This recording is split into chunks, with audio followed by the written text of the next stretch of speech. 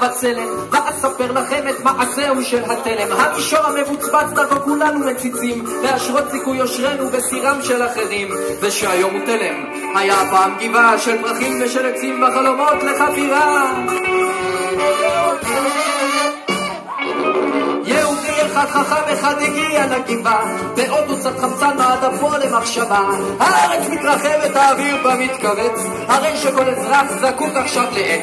אם לחסום בו את הדלת או לשרוף בתי שכנות או לבנות לו בו רפסוד על אישיות אל הפספורט, אז הוא עלה על הגבעה והוא כרת את העצים והוא נפל לבור עמוק של דולרים ורוצלרים ורובלים, ולא הצליחו לחלק אותו משם.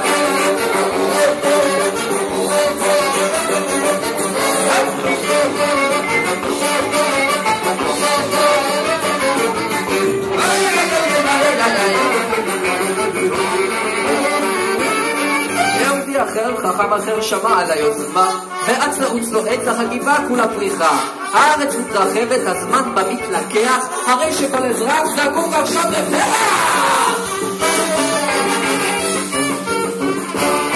אם נסתור הלכות בבית, או לשמח חוטי שכנות, או לתפוס על החכה ולדוג קלת פספורט, אז הוא עלה על הגבעה והוא תלש את הפרחים והוא נפל לבור עמוק של יפים ודולרים ורוצלרים ורובלים, ולא הצליחו לחלק אותו משם.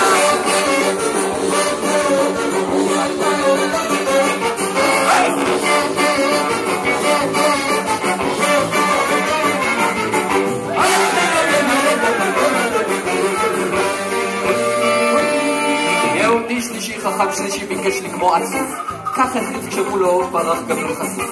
הארץ מתרחבת, כל נביא במיובה, עם עצים ואין פרחים, ניקח את הגבעה, כי גם אם נשרף הבית וגם אם שומעים שכונה, לזה וגם לזה מדממים באדמה.